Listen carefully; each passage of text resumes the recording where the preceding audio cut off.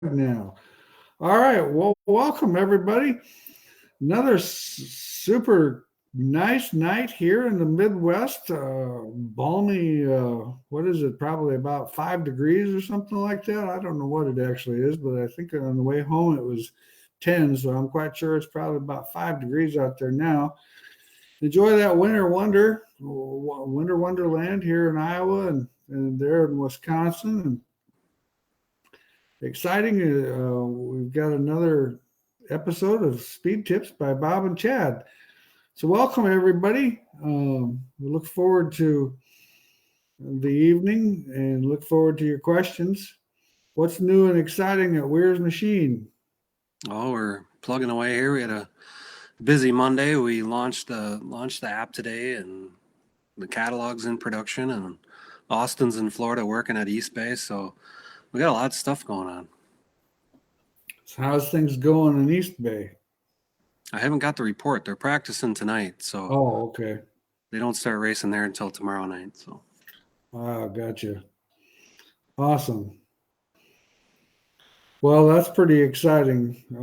We've been just thrashing, man. The same deal. We've had so much stuff going on in the shop, and the back shop boys have been working some overtime and trying to get some more stuff out the door. And it's exciting to be busy this time of the year. Sometimes people's patience are still pretty good. It might not last super long in another month, but we'll go with it and see what we had. Hi, Chris. Glad you're watching tonight. I bet the weather up there where you're at is probably even a little colder than where we're at right here. So, no doubt. Bernie, what cup do you use on the left rear on the sport mods? Spring is charged all the time.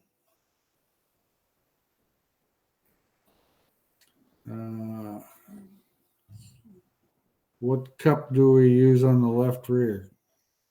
The sport mod would be, if you're charged, I think that means loaded all the time, right? So Yep. You could probably get away with a short cup as long as you're staying loaded all the time, whether you put an OD grab or an ID grab. Either one would work good. If you're going off the spring and getting loose, you would want to use a taller cup to make sure that stays lined up if you go loose with the spring. But I would probably go OD grab, short cup with the 165 bearings on them. Awesome. Which is a 404 SC, I believe, is the part number. Okay. Sport mod. Yeah, I don't deal with those numbers as much anymore, so the part numbers are kind of Greek to me. What Jeffrey wants to know, Chad, could you give us details on the 2-barrel spacer? So, not sure which 2-barrel spacer you're talking about. We make two different ones for a 2-barrel three different ones for a 2-barrel into a 4-barrel. So, one would go into a quatergen intake, which is non-adjustable. One is non-adjustable and slides all the way, the carburetor all the way forward. And that one's kind of a cast iron intake design. And then we also have the 206 slider version. So that's more of an aluminum intake, open comp one. We make them flared or straight bore, depending on the rules. Most of the 2-barrel stuff is all 1 inch tall.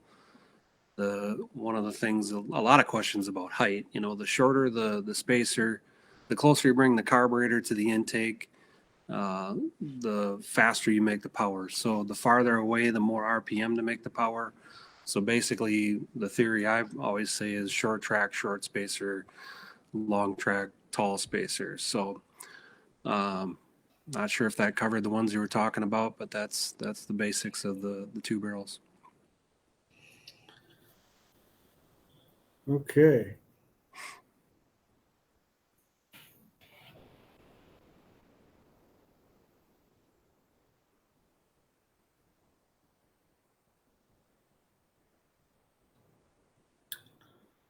All right.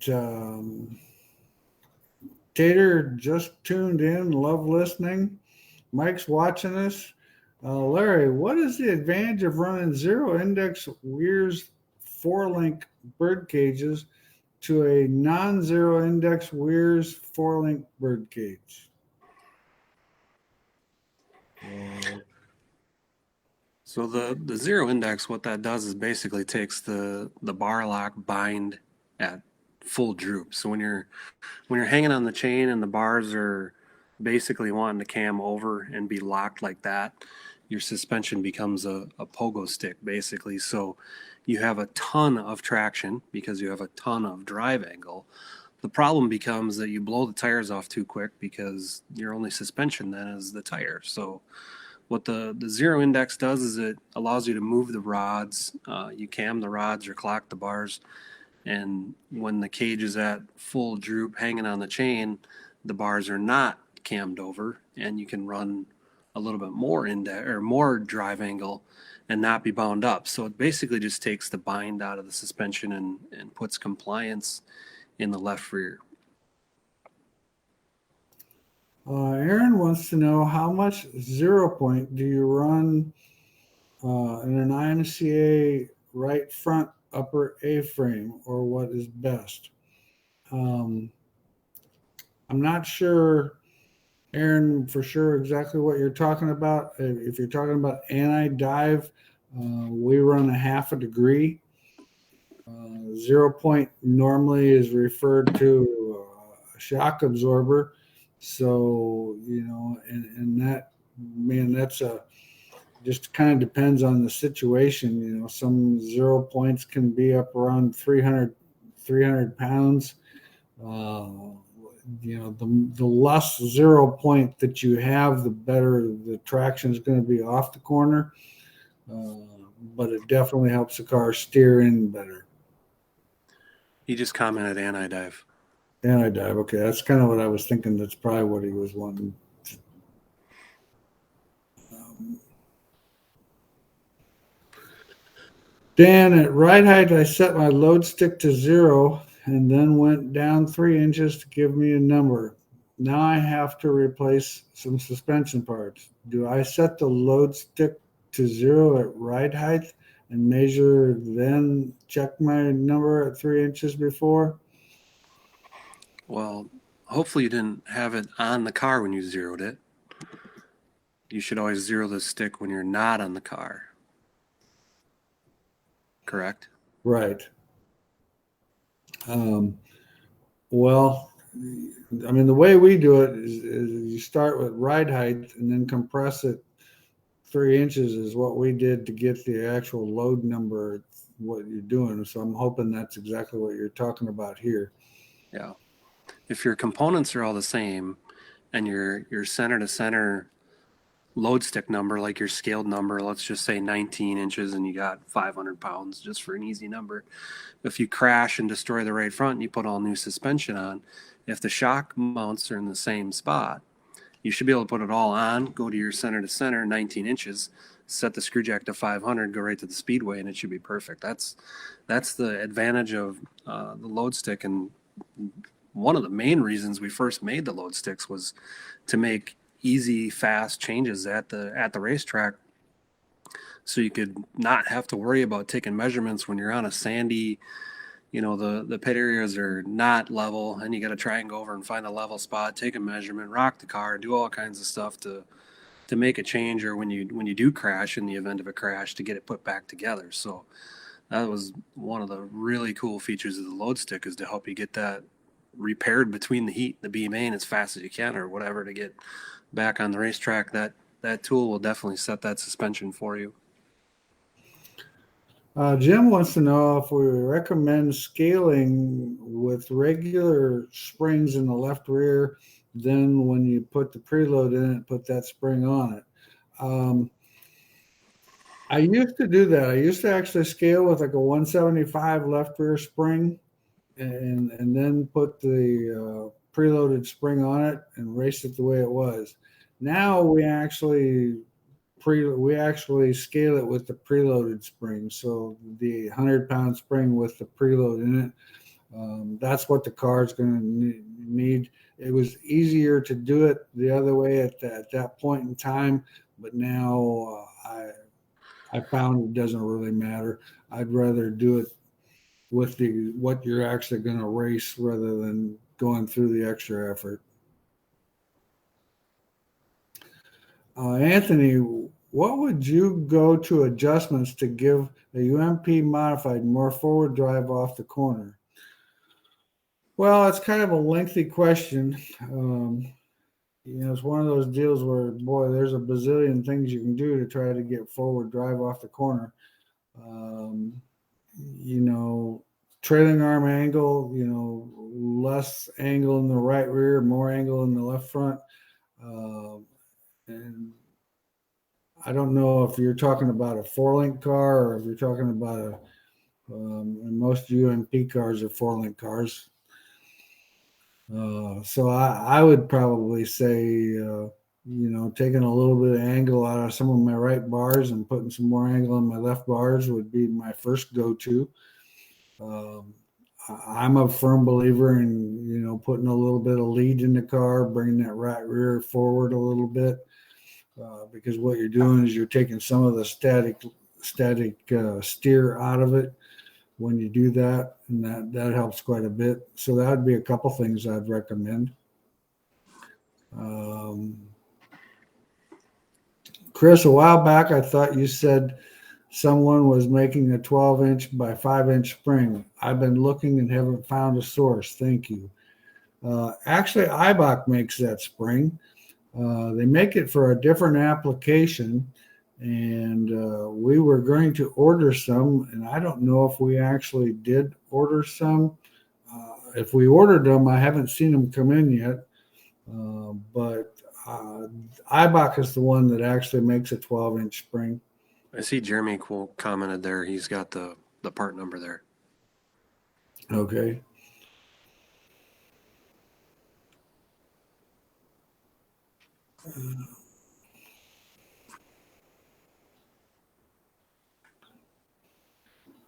Jerry Steve is watching. Sandra, what brake pad compound number are you running on the right front of your modifieds?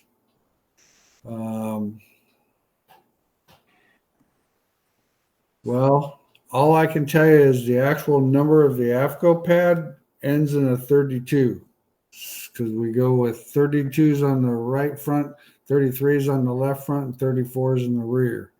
So whatever AFCO's long part number is, it ends in 32s of what we actually put on the right front.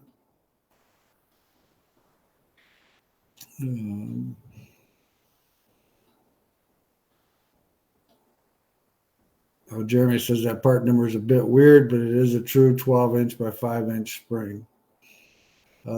Tater, a good friend of mine, bought new to him Rage AMOD with 18 updates. It's an overslung.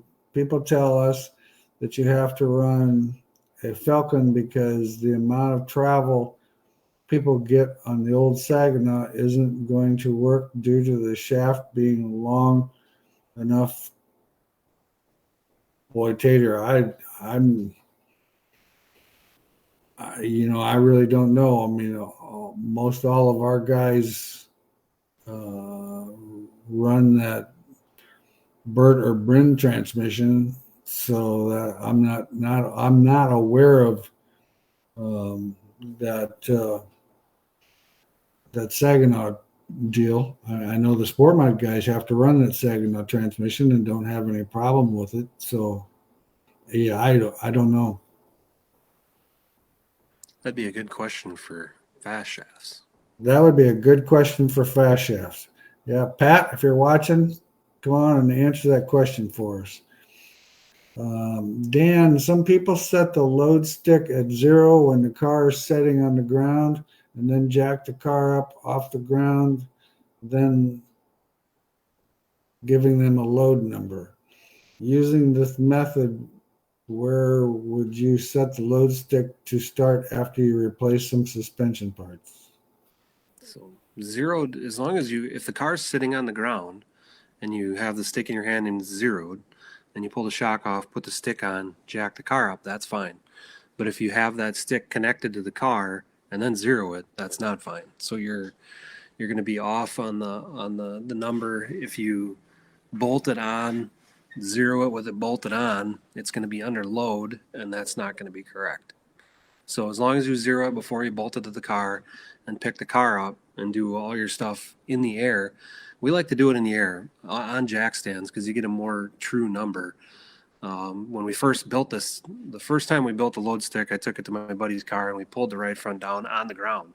And we were going to have this cool tool for checking this out. Well, that's one thing that we did there, and we actually found a bind on his right front shock mount, which made his car better. But at the end of the day, when you're making changes to your race car, if you keep continuing to do it on the ground, if you have a bar different in the back, if you have 10 gallons of fuel versus 18 gallons of fuel, there's too many variables when you're pulling the whole car into motion to get consistent numbers on the front end of the race car. So that's why we like to do it in the air, tire and wheel off, so you get very consistent numbers back to back. But if you're on the ground and put it on, just like you just said, as long as you zero it in midair off the car, then put it on, then jack it up, that's fine. That'll work.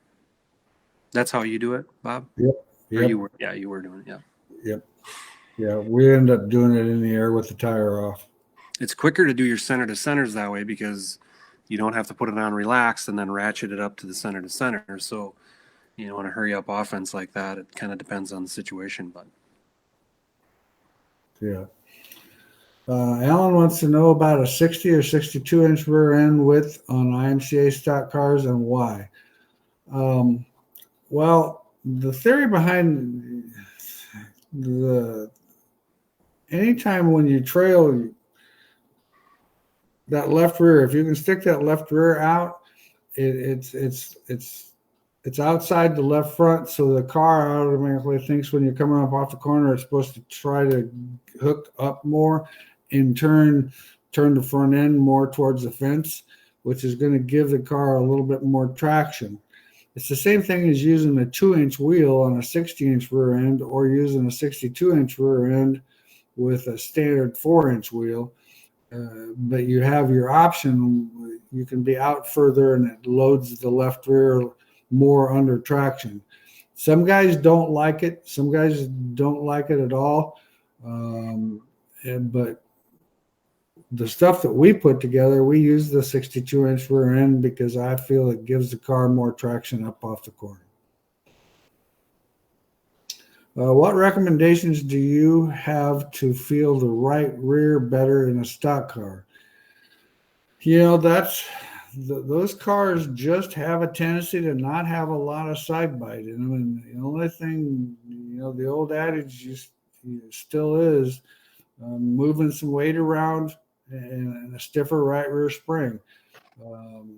Still, there's that common thing about that soft right rear spring. And the problem with that soft right rear spring is anytime you have a soft spring, it just compresses and doesn't load the tire. Where the stiffer spring, when you get weight transfer and it transfers to the right, automatically that spring is going to push that load to that tire more and going to give you more right side load. So a 250 right rear spring is not out of the question. I know we tried last year going to some soft springs. We even went to a tall 150, and the car had zero side bite with that soft spring in there. And so we went back to the stiffer spring and moving some weight around. That seemed to work the best. Tater thanks us. Appreciate the owner ran a Power Glide, so just was curious about getting bad information. Yeah, like I said, I would.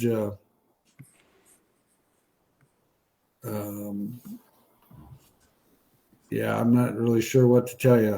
I don't know that for a fact. So that's where I would call my transmitter, my drive shaft guy, Pat Fagan, and ask him what he knows because he's sold drive shafts to a bazillion of those guys.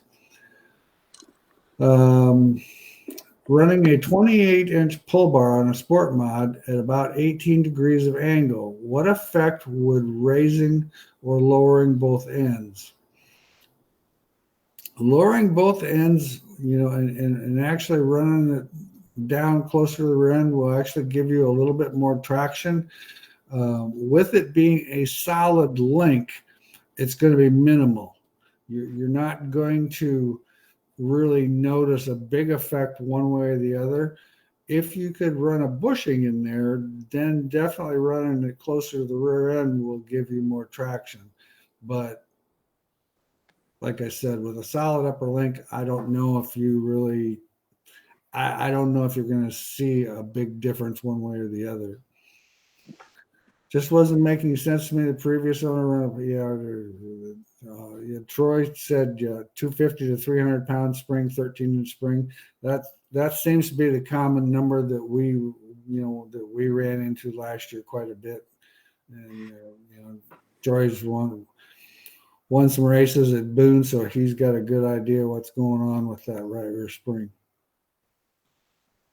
What springs do you recommend starting out putting it on an IMCA modified? Well, it kind of depends on where your roll center's in the front. With the 3-piece spindles, we run a pair of 500s in the front, a 100 left rear, and a 225 right rear. We've run as much as a 250 right rear, but for the majority of the time, I like running the 225 right rear, and that seems to be pretty good. Well, we've got our school coming up this weekend. Chad and I will get to hang out together for 2 days and try to enlighten some of our customers on some of the new things and some of the things we've got going on. Today's the last day to register for the 4-link school, so if you haven't registered, you can still get online tonight before midnight, and then of course then they'll close it off. And I know there's a few spots left open for the 4-link school. The 2-link or the stock car school is starting to fill up pretty good. We got some people in today and over the weekend that signed up for it, so it's starting to fill up pretty decent. It's going to be a good class too. So looking forward to this weekend. We get to hang out with Chad and Ben Baker and Riley Hatfield and of course my son Bobby and we'll have a good group of people. I think there's around 48 to 50 people, so it's not going to be too packed. So it'll be a great class. What springs do you reckon? I already did that one. Is the chain on the new GRT right front preload at ride height?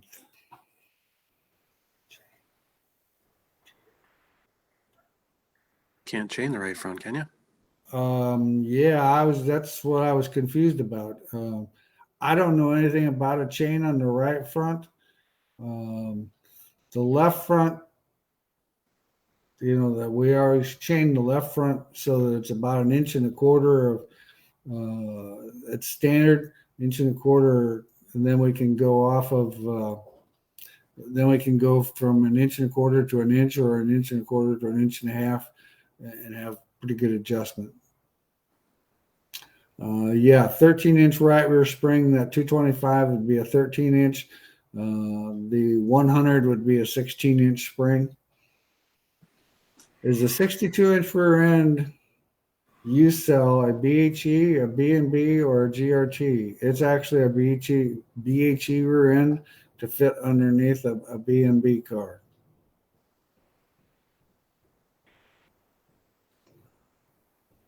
Well, that's exciting that you got that app launched today. Yeah, it's been quite a work in progress. The Apple Store was easier than the Android store. We're still having a little bit of problems with that, but if you go to the web page, it's also, you can use the app right off the website too. So the Android users have to use it off the website until their Play Store gets in, our developer software. I don't know. That stuff is, the engineering side of that's above my head. So, but yeah, we got it rolling, and it's a pretty easy download, easy to purchase, and people are using it and giving us feedback already. So it's exciting. There's a lot of information in there, and it's wild the amount of stuff and input that we've gotten on that and what you can put in there, and now we got people asking for different platforms. And so that thing's just, we've created a giant monster there that's going to be, just an evolution of data, basically. So pretty exciting. Well, it's going to be a nice place to put everything so you can, if you take, it's just like everything. The more you put into it, the more useful it's going to be. And because, I mean, it's endless. It's endless, the information you can put in that thing. I mean, I was so amazed at how easy it was to use. And that deal's pretty slick. I mean, that's something that now would be the ideal time to get on that app, because now you still got a couple months to put information in there, and it's pretty slick. What's the gain in moving the spring further outboard and moving the bird cage in on the right rear? Go ahead, Chad. So that was kind of a trend that came from the late model world, where on the Kyle Larson car had the coilover on the outside of the 4-link rod. So that's, some guys are trying it. The closer you move the coilover spring, whether it's the left rear, right rear, whatever corner it is, that spring will be more influential, more effective on that contact patch. So, is it a miracle? No, I think that there's more to the equation than just putting the spring and shock on the outside of the 4-link rods.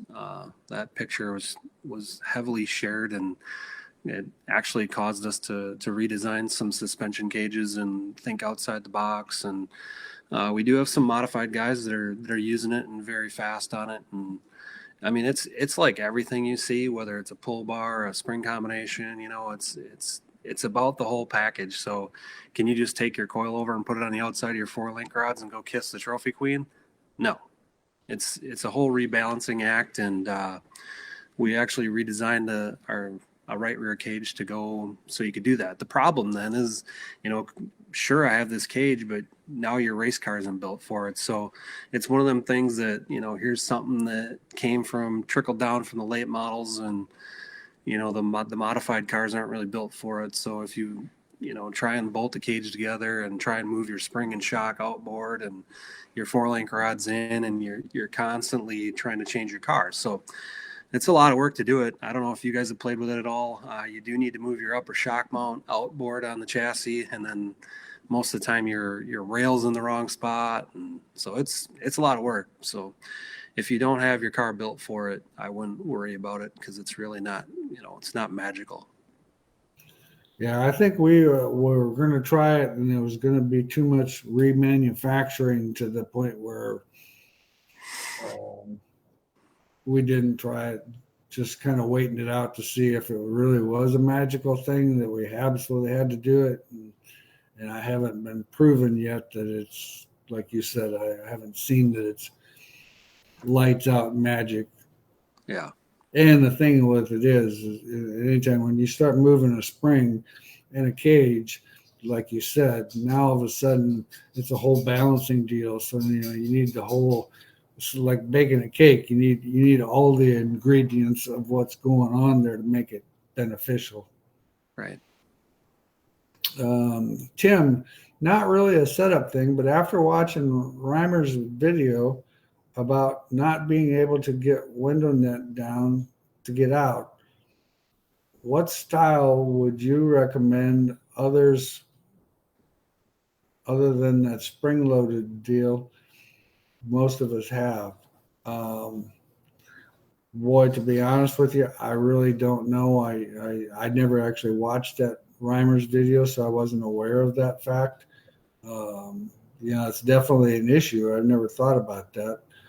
But I think it's a steel versus aluminum deal, right? So I don't know what style he had, but I believe, God, I'm not in the window net manufacturing department. We make brackets to go on the chassis to mount that style, but I know that the aluminum plunger inside that steel swedge tube is an issue in my mind, and I don't know if that's what it was. I guess I haven't seen the Reimer's video either, but maybe I need to go home tonight and watch that. But that's the one thing on that spring-loaded device that always concerned me when we had our cars, was that you had an aluminum piece inside of a steel tube, And anytime you add heat, the aluminum is going to swell extremely fast and probably not fit through the steel to open the window net. So I'm not sure if that's what it was. I'm just speaking out loud, but I'll maybe Yeah, watch that video and investigate a little bit farther. Maybe there's something yeah, we can do better. yeah, no doubt. That'd be something. I have to watch that before this weekend, and we can talk about that this weekend during the class. I guess I'd get a seatbelt tab and just do the lever style seat. That's how we had the asphalt cars. You couldn't run a spring loaded one in the asphalt cars. You have to run the latch style, like a seatbelt quick attach deal. So Yeah. that might be something to maybe look at redoing some cars if that is what happened there. Well, and that's what the Cup guys have, Yeah. is that latch type deal. So definitely think I would look into that direction. Well, the next comment says find an Yeah, old finding seatbelt. the old seatbelt buckle out of a '70s car. Any suggestions on how to use the spring smasher and/or load stick on the rear springs on an IMCA modified stock car? IMCA stock car, not modified. IMCA stock car. So on a stock car, you can use the load stick because your suspension is fixed solid to the axle tube. So we sell these setup sticks, they're called. So the scenario would be your car is scaled, ready to go to the racetrack. Just like on the front where you have a center to center measurement for your load stick, you're going to have center to center measurements in the rear for your shocks. So you'll build a solid stick for your left rear and a solid stick for your right rear at those center to center measurements, whatever your scaled ride height number is. Then with your solid stick on one side, you can put the load stick on the opposite side. And actually, you have to add a 2-inch adapter to our standard one because I think stock car 9-inch spring, 9-inch shocks. So you have to, when you go from the front of the car to the back of the car, you got to put an extension in. But whatever side you put the load stick on, then you bring that up to your scaled center to center, and that's going to give you a load reading at ride height with the spring in there. So that's really, if you do load stick and solid stick on opposite sides, you'll be able to get some pretty consistent numbers there. On a mod, it isn't quite as easy because you have the cages all rotate and there's a lot more variables there. But on the stock car slash sport mod style, it's easier to get a consistent number with the load stick on the rear. And then to use a spring smasher, you would just smash the spring on a slider. You'd have to put it on a slider and you have to take a measurement of the spring in the car, how tall it is, and then put it in the smasher and smash it to that height. So at that point, you don't really need a spring smasher to go stock car racing, but the load stick would give you some data on the rear of the car that you could build a notebook off of. Tater's got one more question. Once on an underslung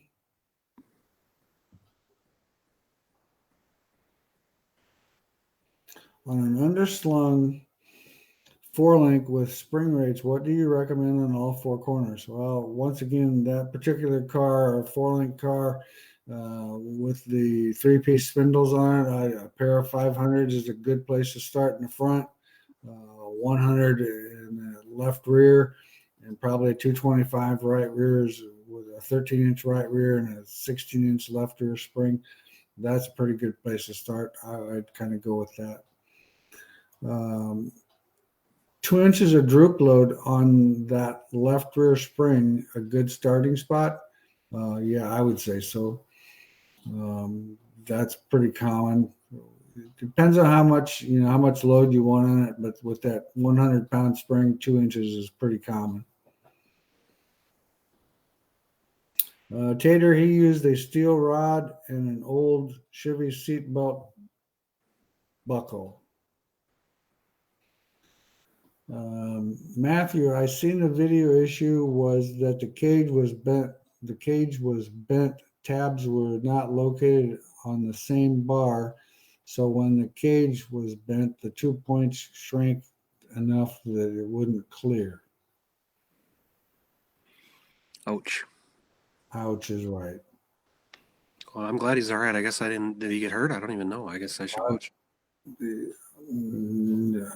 I had not heard anything about it until tonight when we talked about this video thing. So he evidently didn't get hurt because I would have heard about that.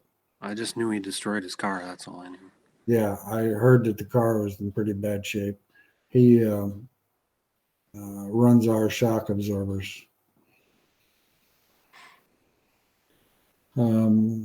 What's the new app you're talking about, Chad?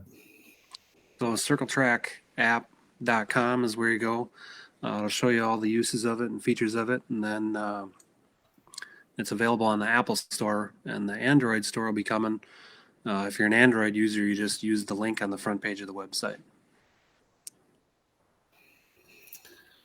Jeremy's got a question. What is the reaction by moving the left rear cage upper ear bolt by moving it from 4-inch spot all the way down to the 3-inch mark besides just adding more angle?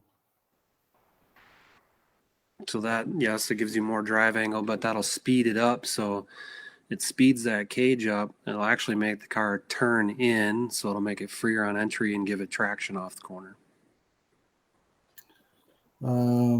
Todd wants to know, have you done any testing or seen how much advantage the 2-inch spoiler actually is?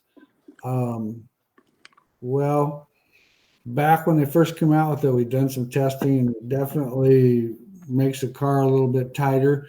It's not it's a bigger advantage than what one would think that a 2-inch spoiler would be. You definitely have to free the car up a little bit more.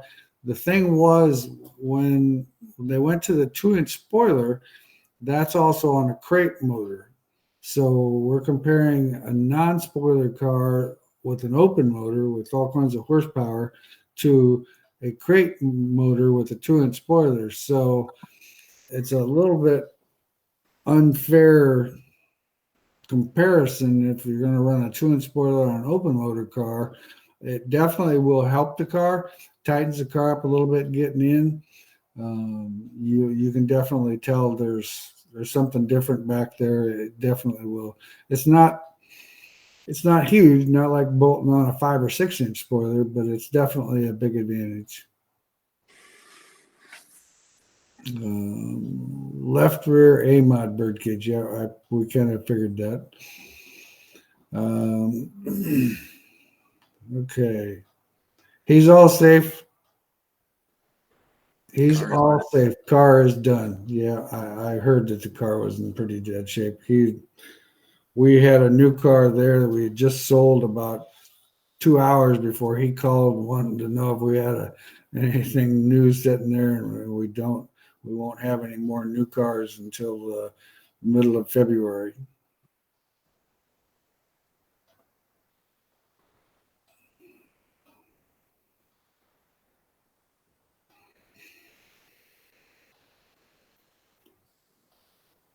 So we're letting one of the Wehrs crew go down in the sunny side of Florida, huh?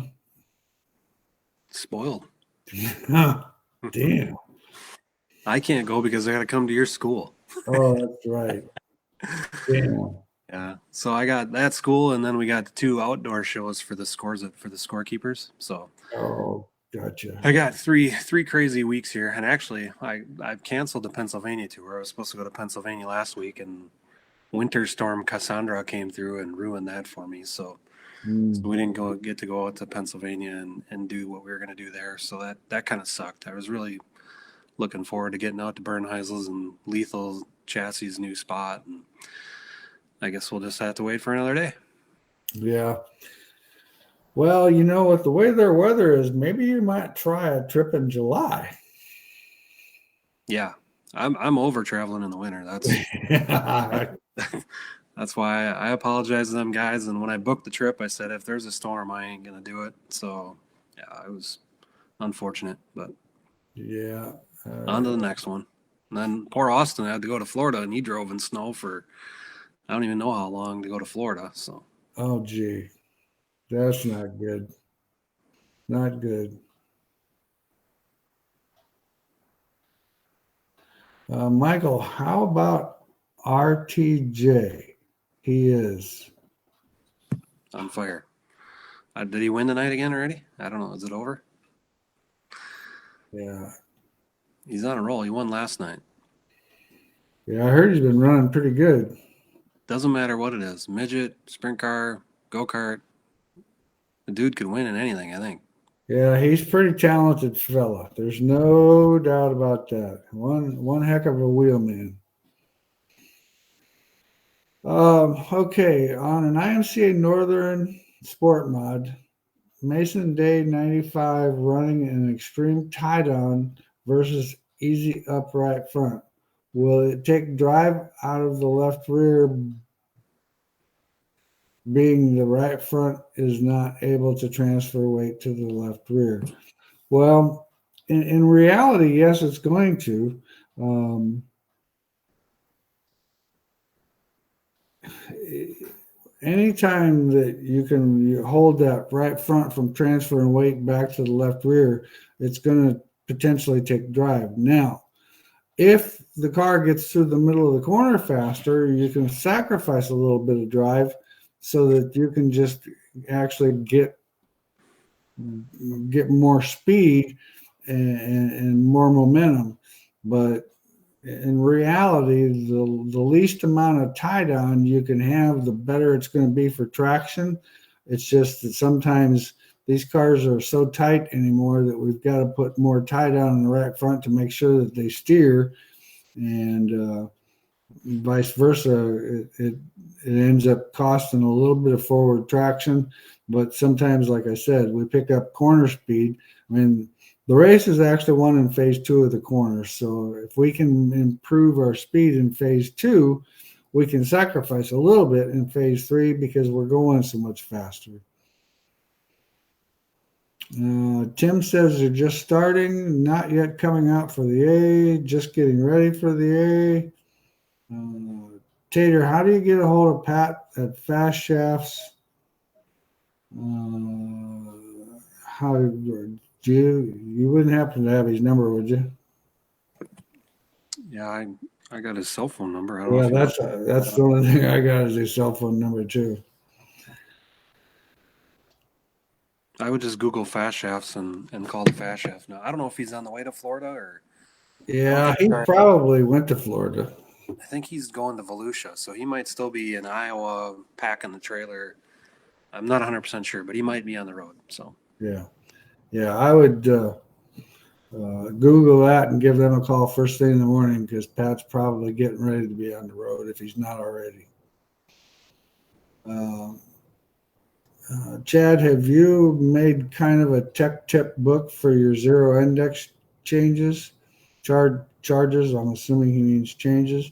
Old guys like me struggle with new designs versus the old stuff I built with only two holes. I don't know if you're busy this weekend, but you can learn a heck of a lot about it in Iowa at Bob Harris Enterprises. Yeah, or buy it online. Yeah, that's the thing. If the weather's bad, you can buy it online. And the advantage of buying the school online is you get that thing for a full year, so you can go online anytime you want to and review anything. You can watch it as many times as you want to. A lot of good information. Like I said, with the panelists that we've got there, there's going to be a tremendous amount of information. And we spend a lot of time on that rear suspension. That's basically the most time-consuming subject of the whole class. Because in fact, next year I'm actually kind of contemplating cutting that class to one day and cutting out some of the stuff that we do and going. Oh, Gary's got, yeah, there you go. Fast Shaft's number there, 800-622-6617. So I have a whole new marketing team here at WM World headquarters, and we've been redoing some manuals for the Ultraforce machines. So maybe we need to do a zero index manual. Maybe we could do a little handbook on a couple things there to make life easier and explain it better, because we do get a lot of people that put it on the car wrong or don't set it up right, or because if you really don't do it the way it's supposed to be done, it doesn't work right. So Doesn't work right. a lot of guys they'll, I gotta, just like we just talked about putting the coiler on the outside of the 4-link rods, you gotta put zero index on. Well, if your car doesn't have the right holes on the chassis side, just because I have a suspension cage built for zero index, doesn't mean you can put it on and go kiss the trophy queen. You need to do it the way it's supposed to be done, which is taking the bar and moving it back and the bottom rod moving it forward, but you got to move it on the frame and the cage. So if you just make one rod longer or one rod shorter or one shorter, one longer, it's not working the same. So that's one thing that, maybe we just need to simply put a sheet of paper in there on how to properly do it and call it a day. So if you do have any more questions, feel free to give us a call tomorrow, and we'll gladly walk you through more of it. Yeah, that's definitely a good idea. I mean, that's something that, that would be very useful. And now that you have staff that's more up to speed on that type of thing, I think that'd be a good idea. Boy, I'll have to start thinking of all kinds of things for your new staff to do. I made a note of it. We're good to go. I'm putting it on Colby's desk. All right. Jeremy said he tried it last year and was told cage adjustments were not really covered. I definitely looked into it, but it's definitely it's a whole package, and the car's got to be made for it or remade for it to work. So no doubt. Joey says, "Hi guys, hard at work at the shop, finishing up the cars for Florida, putting all the awesome Wehrs products on it." That's awesome. Cool. Way to go, Joey. Tell my old buddy, Mr. Schrader, hi. Wish him all the best luck and have a great time down there in Florida. On a sport mod, how flat would you run the right rear bar without making corner entry too tight to help drive off? I still like to have it be one hole above level. In other words, about 2.5 to 3 degrees. If you go completely flat, the car is going to be very, very tight on corner entry. Because once that rolls, it can't go back. It's got to go forward all the time. So you're steering forward, and that's going to make the car very, very snug. But we've, and even that 3 degrees deal can be pretty snug depending on the conditions, of course, and what stagger you run and things like that. I'm new to the BHE team. I bought Josh Carroll's 2016 GRT. All right. Well, congratulations, Joe. We appreciate having you on the BHE team, and feel free to give us a call. You need any setup information, give Bobby a call at the shop, or you need any parts, give Austin a call at the shop. We got plenty of guys there that can help you out in any way that you need. So if you call Austin tomorrow and give him your email address, he can send you the setup sheet for that car. I think they have the 16-17 setup sheet still, but either way, I'm pretty sure we can send you. And I know we've got the newer setup sheets, which are still pretty similar, so we can get you set up there, Joe. That's not a problem.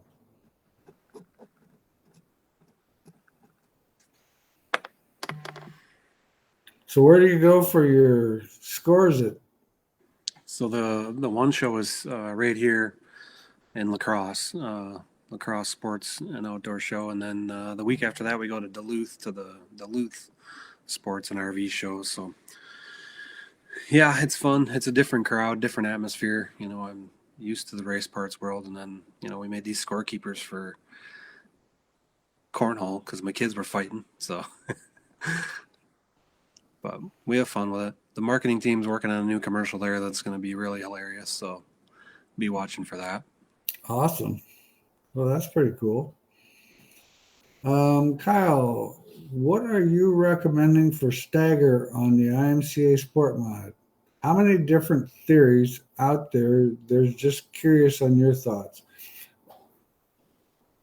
Well, I'll tell you, my theory is driver preference. Some drivers like driving with a fair amount of stagger. And when I say a fair amount of stagger, I'm talking about 2.5 inches, 2 to 2.5 inches. Some guys don't like it, but most everybody's running at least an inch in the rear, inch in the front, inch in the rear. Uh, I still like the inch in the front and the 2 inches in the rear. I think the car rolls the middle of the corner a little bit better. But once again, it just kind of depends. When you run a little bit more stagger, you have to run a little bit more lead. And so once again, it's a driver preference totally, in my opinion. We've got guys all across the board now. With an A mod, some of those guys are the ones that are running a little less stagger. Sport mod guys still end up having to run a little bit more stagger. It seems to be very common. Jaden's got a question: a 450-pound right front spring. Any information on that? Well, if once again, if that's what your car needs, I definitely run it. We've got some guys out there. We don't have anybody in one of our cars running them, but we do have some customers that are out there that are running the softer right front spring. It's very common that softer right front spring can get the nose down in the right front. And one thing about that deal is you just got to be a little careful on the racetrack itself. And you're starting to get fairly soft. You definitely, with that 450-pound spring, you definitely need to run a lot stiffer shock absorber, because the 450-pound spring is going to get quite a bit of movement, so you're going to have to time that and slow that movement down. That's the biggest thing that I see with the soft springs is we're having to go stiffer on compression on the shocks. Adam, thanks for all the great tooling school a few weeks ago. Yeah, that tooling school was good, man. I tell you what, we had a great time, and it was a great group of people, and we even had Billy talking, and I mean, it was a great school. It was one of my more fun schools that I've had in the last 3 years. It was a wonderful group of people, and questions were good, and it was really good, very open. Joe wants to know, what do you recommend for wheel offsets? We will be running a 602 modified. What I actually do is I run 3-inch wheels all the way around the car, and then I run a 1-inch spacer on both fronts, left front and right front, with a 1-inch spacer, so it would simulate a 2-inch offset wheel. In my left rear, I run a 1-inch spacer and simulated a 2-inch wheel. Then I can go to a 1-inch or a 1/2-inch spacer if I need the car to turn more. Or I can put that 1/2-inch spacer on the right rear if the racetrack's heavy with a big cushion or something. So I can do quite a bit with wheel spacers, and I believe in working with wheel spacers quite a bit. So that's my opinion on the wheel spacer thing.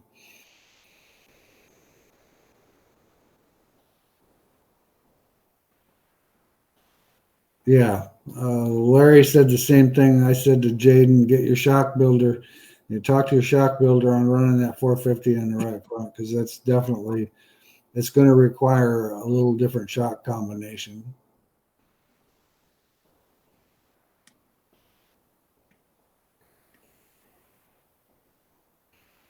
Well, we've had some good questions tonight. Definitely.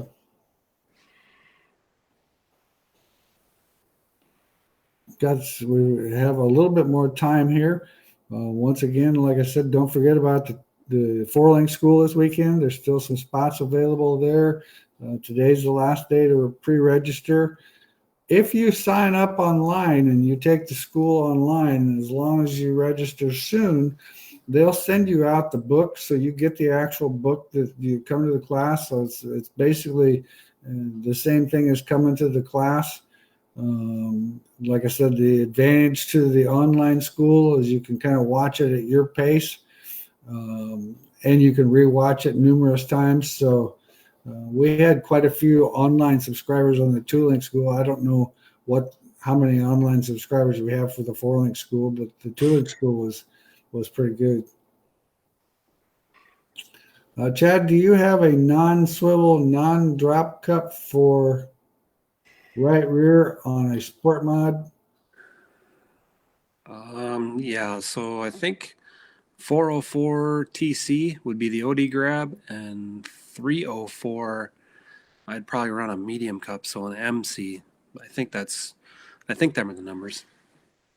So 304 MC non-OD and a 404 TC OD grab. So depending on what you want to do, if you do run an OD grab, you can't run a bearing on the right rear because most of the sport mods I think come loose a little bit, right? Yeah. Yeah, when you're hiking going down the straightaway and the spring comes loose, you don't want to have that bearing in there free floating. When you slam back down on the spring, that's when you snap the washers on the Torrington bearing, and then that's all bad. So. Yep. We had put those in Taylor's new car, and she brought it to my attention that, well, we did this last year, and I broke those things. I'm like, oh, that's right. I forgot all about that. Great idea. Didn't work out so well though. Only intention. Yep. Yes. We always stayed within a 500 to 600 pound, just super weary of going lower than 450 without slamming the frame into the dirt. Well, and once again, it's the setup, I mean, there's all kinds of things that cause that car to try to drive that 450 in the ground. And once again, it definitely needs to be smooth. And if the racetrack is super, super fast, that 450 is probably going to be too soft. And you're going to probably have that problem. I mean, that's not out of the ordinary. So with a stock car with wheel spacers, why would you want a 62-inch rear end? Thanks. Well, because you can always go a little bit more and stick that left rear out even further and try to get more drive off. It just kind of depends on, you wouldn't need a 62-inch rear end. You could do it all with, but you can't run wheel spacers and a 2-inch wheel. Where with a 62-inch rear end, you could run a 2-inch wheel plus a 62-inch rear end and have that left rear out there further yet. But in the IMCA world, you can't run a wheel spacer with a 2-inch wheel. Evan, it's probably been asked already, but what spring setup for a stock car for a dry slick racetrack? And I'm not completely as familiar about what the front springs would be, and maybe Troy's still listening and he can kind of chime in there on that. I'm thinking that the front springs are around 1,000 left front, 800 right front. Your rears, are in that 100 to 150 range on your left rear. And like Troy said earlier, the 250 to 300 on your right rear.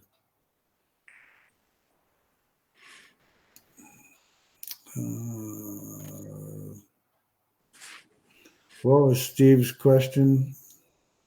I'm not sure. I tried to go back up and tried to find that, but I'm not sure. Kyle, idea on best way to, oh yeah. There we go. There's some spring recommendations for the front end. Thanks, Troy. Idea on the best way to keep a sport mod rotating on the bottom and not using the whole track as a corner. Well, definitely stagger is going to help you there. A little bit more steer, a little more angle on the right rear bar is definitely going to help the car turn on its own. You've got to be a little bit careful. If you get too much steer, it's going to make the car a little free coming off, so you got to be a little bit careful. All right, Steve says spring cup on the right rear can't use a bearing. The 304 and 404 are non-bearing cups. Yes. All right. Well, thanks guys for chiming in. We had a good crowd again tonight. Great questions, and we'll see you again here in 2 weeks. 10 weeks, get out of here. Anyway, all right. Well, thanks again for all your questions, and look forward to seeing you here again in 2 weeks. We'll be back here February 13th, day before Valentine's Day. Perfect. All right. Thank Well, you, have guys. a good night, everybody.